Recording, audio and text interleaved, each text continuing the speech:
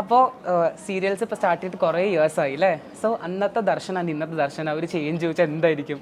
നല്ല ചേഞ്ചാണ്, big change ആണ്. പിന്നെ തിരിച്ചറിയാൻ പറ്റാത്ത ചേഞ്ചാണ്. കാര്യം സ്റ്റാർട്ടിങ് ടൈമിൽ ഞാൻ വളരെ മെലിഞ്ഞ് സ്ലിം ആയിട്ട് ഇപ്പൊ എനിക്കൊരു ബേബി ആയി, അപ്പോൾ ബോഡിയിൽ അതിൻ്റെതായിട്ടുള്ള ചേഞ്ചുകൾ. Okay okay. പട്ട് സാരി എന്ന് പറയുന്ന ഫസ്റ്റ് സീരിയലിലാണ് വരുന്നത് 2012 അതെ അതെ. ആ സമയത്ത് സീരിയൽ സ്റ്റാർട്ട് ചെയ്യുന്നു. ബിഗ് ചേഞ്ച് ആണ് അത്. Very different, very calm and very quiet role ആയിരുന്നു. ആ സമയത്ത് ചെയ്യുന്ന സമയത്ത് മനസ്സിലുണ്ടായിരുന്നോ ഓക്കെ എനിക്ക് ഇനി കിട്ടുന്ന ക്യാരക്ടർ കുറച്ച് വില്ലൻ ഷെയ്ഡ് ആയിരിക്കും, അങ്ങനെ ഉണ്ടായിരുന്നോ? ഇല്ല, അങ്ങനെ ആ സീരിയൽ ചെയ്യുന്ന ടൈമിൽ അങ്ങനെ അതിനെപ്പറ്റി ഒന്നും ആലോചന ഉണ്ടായിരുന്നില്ല. നമുക്ക് സ്റ്റാർട്ടിങ്ങിൽ ഈ പറഞ്ഞ പോലെ അഭിനയിക്കാനുള്ള യാതൊരു അറിവും ഇല്ല. ഇപ്പോഴും ഉണ്ടെന്നല്ല പറയുന്നത്, എന്നാലും തുടക്കത്തിലൊട്ടും അങ്ങനെ അറിയത്തില്ലായിരുന്നു. അപ്പൊ ഇനി വരുമ്പോ നമ്മൾ ഇനി സീരിയലിൽ എടുക്കുമോ എന്ന് തന്നെ ഡൗട്ടായിരുന്നു. തീർച്ചയായിട്ടും അത് കണ്ട് സ്ക്രീനിൽ കാണുമ്പോൾ നമുക്ക് തന്നെ നമ്മളെ ഒരു വിലയിരുത്തലുണ്ടല്ലോ, അത് കണ്ടിട്ട്. ഇപ്പൊ ഞാൻ പറഞ്ഞ വേഴ്സ്റ്റ്, ഞാൻ ഇന്റർവ്യൂ പറഞ്ഞ പോലെ വേഴ്സ്റ്റൽ ക്യാരക്ടേഴ്സ് ആണ്. സ്റ്റാർട്ടിങ് വളരെ കാമായിച്ചിരുന്നു, കാരണം നമ്മൾ ഇവിടെ കണ്ടിട്ടുള്ളതാണ്. സിനിമയിൽ പിന്നെ ഡിഫറെന്റ് ആണ്. പണ്ടത്തെ എന്ന് പറഞ്ഞാൽ പണ്ട് വളരെ കാമായി റോൾ ചെയ്ത ആള് പിന്നെ നമ്മൾ ഭയങ്കര കാമായിട്ടുള്ള റോളൊക്കെ കാണുന്നത്. പക്ഷെ പിന്നെ സീരിയസ് നോക്കുമ്പോൾ കറുത്തമുത്തിലെ ഗായത്രിയൊക്കെ നമ്മളൊക്കെ ഷോക്കായി പോയി. സോ ഹൗ ചലഞ്ചിങ് ആ ക്യാരക്ടർ പോർട്രേ ചെയ്യുമ്പോൾ? എനിക്ക് സത്യം പറഞ്ഞാൽ അങ്ങനെയുള്ള ക്യാരക്ടേഴ്സ് ചെയ്യാനാണ് കുറച്ചുകൂടെ ഇഷ്ടം. എനിക്ക് കുറച്ചുകൂടെ പെർഫോം ചെയ്യാനുണ്ടെന്ന് തോന്നുന്ന അങ്ങനത്തെ ക്യാരക്ടേഴ്സ് ആണ്. പിന്നെ ഈ പറഞ്ഞ എല്ലാ ഒരു നെഗറ്റീവ് ഷെയ്ഡിനും ഒരു പാറ്റേൺ ഉണ്ടല്ലോ, ആ പാറ്റേൺ വിട്ടിട്ട് എന്തെങ്കിലും ചെയ്യണമെന്നൊരു ആഗ്രഹമുണ്ട്. അപ്പൊ ഈ മൗനരാഗത്തിലാണ് എനിക്ക് അത് കുറച്ചുകൂടെ ചെയ്യാൻ പറ്റിയത്. തീർച്ചയായിട്ടും അതാണ്. അപ്പൊ എനിക്കത് ഭയങ്കര എൻജോയ് ചെയ്താണ് ഞാൻ ചെയ്തത്. പുറത്തൊക്കെ പോകുമ്പോ ഓഡിയൻസിന്റെ നല്ല ക്യാരക്ടേഴ്സിനെ ആക്ച്വലി നല്ല കുറെ അമ്മമാര് ഭയങ്കര സ്നേഹമായിരിക്കും. പക്ഷെ നെഗറ്റീവ് ക്യാരക്ടേഴ്സ് നമുക്കൊരു ഇനോഗ്രേഷന് പോകാൻ പോലും പറ്റാത്ത അവസ്ഥകൾ കുറെ ആക്ടേഴ്സ് പറയുന്നത് കേട്ടിട്ടുണ്ട്. അങ്ങനത്തെ നേരിട്ടിട്ട് ഉണ്ടായിട്ടുണ്ടോ? തുടക്കത്തിലുണ്ടായിരുന്നു. ഇപ്പൊ ഞാൻ കറുത്തമുത്ത് ചെയ്യുന്ന ടൈമിൽ എനിക്ക് ട്രെയിനിൽ പോലും യാത്ര ചെയ്യാൻ പറ്റാത്ത അവസ്ഥ ഉണ്ടായിട്ടുണ്ട്. ട്രെയിനിൽ പോലും? അതെ അതെ. എന്നെ കാണുമ്പോൾ ആദ്യമേ അടിക്കാനാണ് അവർ വരുന്നത്. പിന്നെയാണ് അവർക്ക് അയ്യോ ഇതിങ്ങനെ അല്ലല്ലോ എന്നുള്ള അതൊക്കെ വരുന്നത്. പിന്നെ സ്നേഹപ്രകടനങ്ങളൊക്കെ ഉണ്ടായിട്ടുണ്ട്. ഇപ്പോൾ എന്ന് പറയുമ്പോൾ ഇത് അഭിനയമാണ് എന്ന് തിരിച്ചറിയാനുള്ള കഴിവ് എല്ലാവർക്കും ഉണ്ടെന്നാണ് ഞാൻ വിശ്വസിക്കുന്നത്. അപ്പം അഭിനയത്തും ബെറ്ററായി, അല്ലെങ്കിൽ അഭിനയം നന്നായിരുന്നു എന്നാണ് പറയുന്നത്. ഇപ്പൊ ചെയ്ത സീരിയൽസിലൊക്കെ ഏറ്റവും ഇഷ്ടപ്പെട്ട ക്യാരക്ടർ ഏതാ? ഒന്ന് എടുത്ത് നോക്കുമ്പോൾ കരിയർ ജോൺ എടുത്ത് നോക്കുമ്പോൾ ഈ ക്യാരക്ടർ എനിക്ക് very special to my heart എന്ന് തോന്നുന്ന ഒരു ക്യാരക്ടർ കറുത്തമുത്ത് തന്നെയാണ്. കാര്യം എന്നെ ഞാൻ ആക്കിയത് ഒരു ഫെയിം തന്നൊരു ക്യാരക്ടർ അല്ലേ? എന്നെ ഈ മൗനരാഗം എന്ന് പറയുന്നുണ്ടെങ്കിൽ കൂടി കറുത്തമുത്താണ് കുറച്ചുകൂടെ ആളുകൾ ഓർത്തിരിക്കുന്നത്. Okay okay. ആ സമയത്ത് ഭയങ്കര ചേഞ്ച് ആണ് ഇപ്പോഴത്തെ ടെക്നോളജി അല്ല ആ സമയത്ത്. അപ്പൊ ഒരു ഡിഫറൻസ് എന്തായിരിക്കും ആസ് ആർട്ടിസ്റ്റ് ആ സമയത്ത് ഈ സമയത്തും? എല്ലാം ഉണ്ട്. നമ്മൾ ഈ പറഞ്ഞ പോലെ നമ്മുടെ സ്റ്റൈലുണ്ട്, ഈ പറഞ്ഞ ക്യാമറയിലും വ്യത്യാസം വന്നിട്ടുണ്ട്. എല്ലാത്തിലും ലൈറ്റ് ഇതുപോലെ തന്നെ ടെക്നീഷ്യൻ സൈഡിലും അല്ലാതെയും വ്യത്യാസം വന്നിട്ടുണ്ട്. അതുപോലെ തന്നെ അഭിനയത്തിലും വ്യത്യാസം, എല്ലാത്തിലും ഒരു വ്യത്യാസം വന്നിട്ടുണ്ടല്ലോ. ഒരു ഇൻട്രസ്റ്റിംഗ് ഫാക്ട് ആണ്, ഒരു വടക്കൻ സെൽഫി മൂവിയില്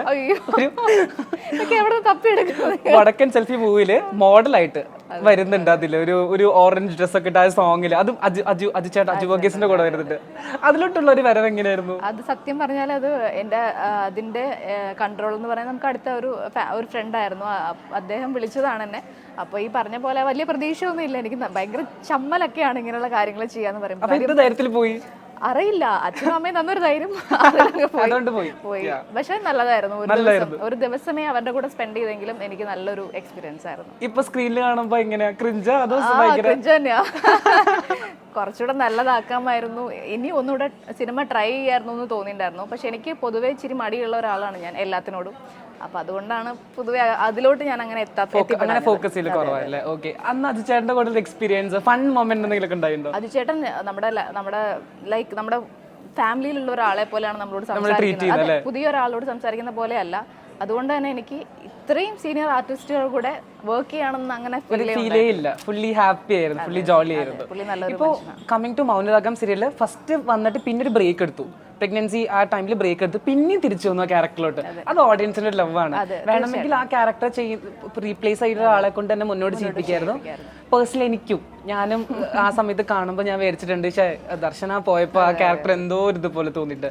അത് ആക്ച്വലി വളരെ ലക്കാണ് ഓഡിയൻസിന്റെ ലവ് കിട്ടാനായിട്ട്. അതെങ്ങനെ ഒരു ഹാപ്പിനെസ്? പോയ സമയത്ത് എനിക്ക് നല്ല വിഷമം ഉണ്ടായിരുന്നു. പക്ഷെ നമ്മൾ പ്രതീക്ഷിക്കാതെയാണല്ലോ പോയത്. അപ്പൊ അത് വിഷമം ഉണ്ടായിരുന്നു. പിന്നെ തിരിച്ചു വരുന്ന ഞാൻ ഒരിക്കലും പ്രതീക്ഷിച്ചിട്ടില്ല. അപ്പൊ ഈ പറഞ്ഞ പോലെ എനിക്ക് ഭയങ്കര വിഷമം ഉണ്ടായിരുന്നു. ഈ ക്യാരക്ടർ ഇത് നല്ലൊരു ക്യാരക്ടർ ആയിരുന്നു, അതിങ്ങനെ കയറി വരുന്ന ഒരു ക്യാരക്ടർ ആയിരുന്നു.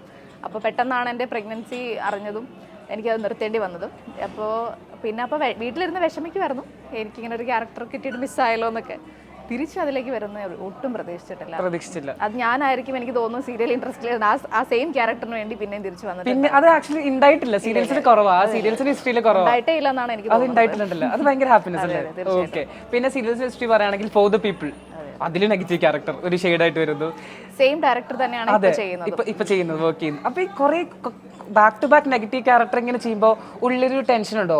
കാരണം എന്നെ ഓഡിയൻസിന് ഫുൾ നെഗറ്റീവ് ആയിട്ട് കൊടുക്കുക? കാരണം ഇല്ല, ഞാൻ ഈ പറഞ്ഞ സുമംഗലി ഭവ എന്ന് പറഞ്ഞ ഒരു സീരിയൽ ഞാൻ ഒരു ലീഡ് റോൾ ചെയ്തത്. അപ്പം അതിൽ ഞാൻ ഈ പറഞ്ഞ പോലെ എപ്പോഴും കരഞ്ഞുകൊണ്ടിരിക്കുമ്പോൾ ആളുകൾ എപ്പോഴും പറയുന്നോട് ഇങ്ങനെ കരയരുത്, കുറച്ചുകൂടി ബോൾഡ് ആവണം, നിങ്ങൾ കുറച്ചുകൂടി ബോൾഡ് ക്യാരക്ടർ ചെയ്യാം. പണ്ടത്തെ സീരീസ് നിങ്ങൾ കണ്ടിട്ടില്ല.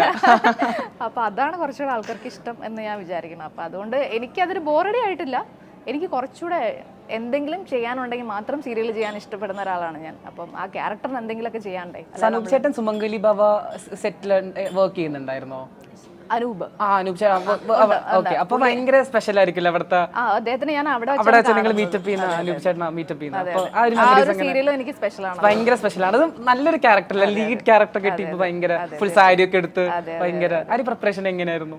അത് ശരിക്കും അതിന്റെ പേര് ദേവു എന്നാണ് ക്യാരക്ടർ നെയിം. എന്റെ ഹസ്ബൻഡ് ഇപ്പോഴും എന്നെ അങ്ങനെ തന്നെയാണ് വിളിക്കുന്നത്. അതെ, പുള്ളിക്ക് ആ ഒരു രൂപത്തോടു കൂടി കാണാനാണ് എന്നെ ഇഷ്ടം. ബാക്കി എല്ലാവരും എന്നെ വില്ലനായിട്ടാണ്, ആള് മാത്രമാണ്. സോ ഇങ്ങനെ ഈ ക്യാരക്ടർ വന്ന സമയത്ത്, കാരണം അതിന് മുന്നേ തന്നെ നെഗറ്റീവ് ചെയ്ത ഒരാളാണല്ലോ, അപ്പോൾ ഒരു ടെൻഷൻ ഉണ്ടായിരുന്നു, എന്നെ ആൾക്കാർ ഓഡിയൻസ് ആക്സെപ്റ്റ് ചെയ്യോ? അങ്ങനെ ടെൻഷൻ ഇല്ല. ഞാൻ ഈ കറുത്തമുത്തിൽ എന്ന് പറഞ്ഞാൽ എനിക്ക് എല്ലാം പെർഫോം ചെയ്യാനുള്ള ഒരു സ്പേസ് ഉണ്ട്. ആദ്യമേ ഞാൻ നെഗറ്റീവ് ആയിരുന്നു, പിന്നെ ഞാൻ പോസിറ്റീവായി. ആ പോസിറ്റിവിറ്റി എല്ലാവർക്കും ഇഷ്ടമായിരുന്നു. അപ്പൊ അതിനെ തുടർന്നാണ് എനിക്ക് ഈ പറഞ്ഞ ലീഡ് റോൾ വന്നത്. അപ്പോൾ ഉറപ്പായിട്ടും ആളുകൾ കുറെ ആക്സെപ്റ്റ് ചെയ്തവരുണ്ട്. പക്ഷെ ഞാനിങ്ങനെ കരയുന്നത് കാണാൻ ഇഷ്ടമില്ലാത്തതുകൊണ്ട് അവരിങ്ങനെ പറയുന്നത്.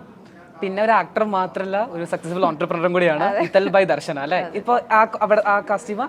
ഇല്ല, ഇത് അതിന്റെ വേറെ ഒരു ഫ്രണ്ടിന്റെ കോസ്റ്റ്യൂമാണ്. ഓക്കെ. സോ ഇതൽ ബൈ ദർശന എങ്ങനെ ബീങ് ഓൺടർപ്രണർ എങ്ങനെ ആ ഒരു ടാസ്ക് എങ്ങനെ പോകും? ആക്ച്വലി എൻ്റെ ഒരു സ്വപ്നമാണെന്ന്. അതെ, ഞാൻ ഡ്രസ്സിനെ ഭയങ്കര ഇഷ്ടപ്പെടുന്ന ഒരാളാണ്. അപ്പം കുറെ ഇങ്ങനെ ആലോചിക്കുമ്പോൾ നമുക്ക് തോന്നിക്കൂടെ എന്തുകൊണ്ട് നമുക്ക് ഇതൊരു ബിസിനസ് ആക്കിക്കൂടെ, അങ്ങനെ തുടങ്ങിയ ഒരു സംഭവമാണിത്. അത് സക്സസ് ആയിട്ട് തന്നെ പോകുന്നു. സോ ഇതൾ ഈ പേരൊക്കെ ഐഡിയ ഒക്കെ എങ്ങനെ? ഇതൾ എന്റെ സിസ്റ്റർ സജസ്റ്റ് ചെയ്തൊരു നെയിമാണ്.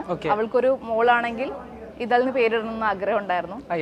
സോ അവൾക്കത് പറ്റിയില്ല, അപ്പം എനിക്ക് ആ ഒരു പേരിട്ടു. ഓക്കെ. എങ്ങനെ പോകുന്നു ആസ് ഓൺടർപ്രണർ? ആ ഒരു പൊസിഷൻ എങ്ങനെ ഹാൻഡിൽ ചെയ്ത് പോകുന്നു? അത് എല്ലാവരും ഉണ്ട്, ഞാൻ മാത്രമല്ല, എനിക്ക് കുറച്ച് പാർട്ട്നേഴ്സ്. ഞാൻ ചോദിക്കട്ടെ, ഹാർഡ് ആണോ ആക്ച്വലി ബീങ് എൻ ഓൺടർപ്രണർ? ആ ഒരു കാര്യങ്ങളൊക്കെ നോക്കി നടത്താൻ? എനിക്കൊരു മോനുണ്ട്, ഫാമിലി കുറച്ചുകൂടെ ഇമ്പോർട്ടൻസ് കൊടുക്കുന്നതുകൊണ്ട് ഞാൻ കുറെയൊക്കെ അതിലേക്ക് ഇങ്ങനെ ഒതുങ്ങി പോകും. അതെ. പിന്നെ ബാക്കിൽ നിന്ന് ഇങ്ങനെ ഒരു പുഷ് തരണം, എന്റെ ഹസ്ബൻഡാണ് തരാറ്. സപ്പോർട്ടർ അല്ലേ? തീർച്ചയായിട്ടും. പുള്ളി ഇല്ലെങ്കിൽ ഞാനില്ല. ആക്ച്വലി പുള്ളിനെ പറ്റി പറഞ്ഞപ്പോൾ ഇത് പറയാതിരിക്കാൻ പറ്റില്ല. ഒരു സമയത്ത് ഞാൻ നോക്കുമ്പോൾ യൂട്യൂബിൽ ഇന്റർവ്യൂ കൊടുത്തുകൊടുത്ത് മടുക്കുന്ന രീതിക്ക് വന്നിട്ടുണ്ട്. നിങ്ങൾ രണ്ടുപേരും കൂടിയിട്ട് എല്ലാം അറ്റൻഡ് ചെയ്യുന്നുണ്ട്. നിങ്ങൾക്ക് ആസ് എ ഒരു പബ്ലിക് ഒരുപാട് നമ്മൾ ഒഴിവാക്കി കാര്യം പറഞ്ഞു തന്നെ റിപ്പീറ്റ്. അതെ. അപ്പോൾ definitely as A human being നമ്മുടെ മെന്റൽ ഹെൽത്ത് ഭയങ്കര പ്രശ്നം വരും. അതൊക്കെ എങ്ങനെ ഡീൽ ചെയ്തു? അല്ലെങ്കിൽ ഇപ്പൊ അതൊക്കെ നോക്കുന്ന സമയത്ത് അത് പ്രശ്നമില്ല, ഞാനതൊക്കെ കടന്നു വന്നു, അങ്ങനെ ആയിരുന്നു തോന്നുന്നുണ്ടോ? എനിക്ക് അപ്പോഴും പുള്ളി തന്നെയാണ് സപ്പോർട്ട് ചെയ്യുന്നത്. പുള്ളിയാണ് എന്റെ എല്ലാം. എനിക്ക് എന്നെ ഒരു സൈഡിൽ ഒരു പില്ലോ പറയില്ല, അതുപോലെ നമ്മുടെ സപ്പോർട്ടർ അല്ലേ? പുള്ളി ഇല്ലാതെ ഒരു സെക്കൻഡ് എനിക്ക് അതിനെ പറ്റി ചിന്തിക്കാൻ പറ്റത്തില്ല. ഭയങ്കര ഡൗൺ ആയിരിക്കും എനിക്കത്. അപ്പം എന്തെങ്കിലും ഒരു വിഷമം വന്നാൽ, അങ്ങനെ ഒരു മൊമെന്റ് വന്നാൽ പുള്ളി തന്നെയാണ് എന്നെ പൊക്കിക്കൊണ്ട് വരുന്നത്. ഓക്കെ.